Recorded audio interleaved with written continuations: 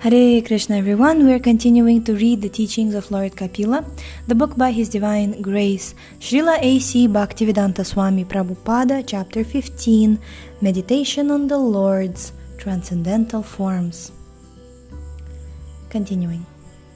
Lord Chaitanya therefore recommended 5 important processes in the discharge of devotional service. First, to chant the holy name of the Lord. Hare Krishna, Krishna Krishna, Hare Hare, Hare Rama, Rama Rama, Hare Hare. Second, to associate with devotees and serve them as far as possible. Third, to hear Srimad-Bhagavatam. Fourth, to see the decorated temple and the deity, and if possible. Fifth, to live in a place like Vrindavan or Mathura. These 5 items alone can help a devotee achieve the highest perfectional stage. This is confirmed in Bhagavad Gita and in this verse of Srimad-Bhagavatam. That third-class devotees can also imperceptibly achieve liberation is accepted in all Vedic literatures. As far as meditation on the Archa Vigraha form of the Lord is concerned, we have to look at the deity beginning with lotus feet, with his lotus feet. It is not that we immediately look at his smiling face. We should first try to see the lotus feet of Krishna, and when we are practiced in this way, we can look at his thighs, his waist, and his chest. Then we can reach his smiling face. In this manner, we should meditate on Krishna's form, and thus we can associate with Krishna by meditating on his smiling face, his flute, his hands, his dress, his consort, Srimati Radharani, and the other gopis surrounding him. Thus we should practice observing the Supreme Lord, and to this end he has appeared before us as the Archa Vigraha. There are 3 kinds of devotee: Kanishtha Adhikari, Madhyam Adhikari, and Uttama Adhikari. The Uttama Adhikari is the most advanced. The Madhyama Adhikari is in the middle stage, and the Kanishtha Adhikari is the neophyte. It is recommended that the neophyte meditate on the deity daily. He should begin by meditating on the lotus feet, and then when he is practiced, he should turn his gaze toward Krishna's smiling face. The neophyte should also read and hear Bhagavad Gita and Srimad-Bhagavatam. If we simply try to see and don't listen, the results will not be permanent. This is very important. In some temples there are deities but no discussion about Krishna.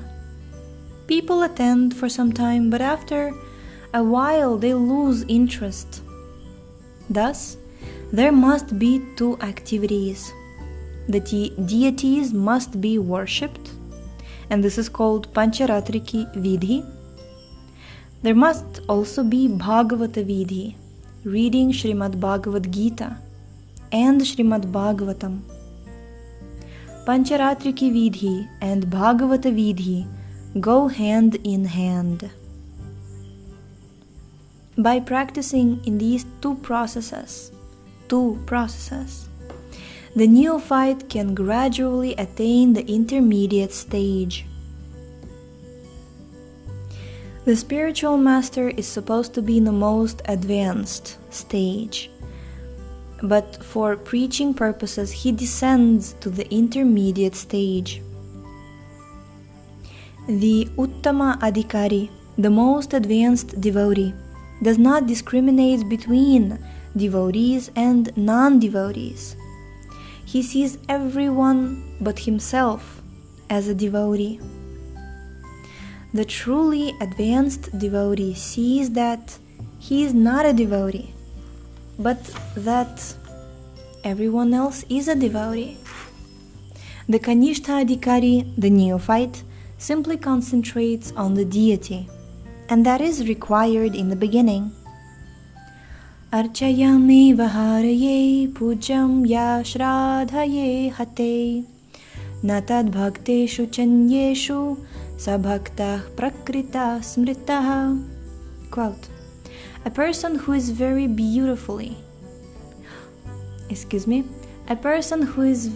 faithfully engaged in the worship of the deity in the temple, but who does not know how to behave toward devotees or people in general, is called a prakrita bhakta or kanishtha adhikari.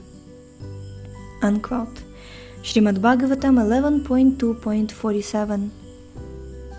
According to the prescribed duties mentioned in the scriptures, one must care for the deity. But when one is a little further advanced, he should consider his functions with others. When one attains the Madhyama Adhikari stage, his vision is described thus: Ishvareta dadhineshu balisheshu dvishatsu cha prema maitri kripo peksha yah karoti samadhyamaha. Quote, the Madhyama Adhikari is a devotee who worships the Supreme Personality of Godhead as the highest object of love. Makes friends with the Lord's devotees, is merciful to the ignorant, and avoids those who are envious by nature. Unquote. Srimad-Bhagavatam 11.2.46. The Madhyama Adhikari is not only interested in the deity, but he can also discern between devotees and non-devotees. He can also understand that this man is innocent and that this man is not. The innocent do not know what is to be done, and they do not know anything about God. They are not actually offenders, but there are others who are offenders. The offenders become immediately envious as soon as they hear about God or his devotees. The Madhyama Adhikari knows that Krishna is God. Krishnastu Bhagavan Swayam. He wants to develop his love for Krishna. He also wants to see that not a moment is wasted without engagement in Krishna consciousness. He is always careful not to spoil life's valuable time. That is the first qualification of a Madhyama Adhikari. We have a very short period to live, and we never know when we are going to die. There is no certainty. Foolish people think that they will go on living forever, but this is simply foolishness. Life is transient. Therefore, the devotee wants to utilize every moment for the advancement of Krishna consciousness. The Madhyama Adhikari also has a special taste for chanting the Hare Krishna mantra. He is also very anxious to live in places like Vrindavan, Dwaraka and Mathura, places where Krishna lived.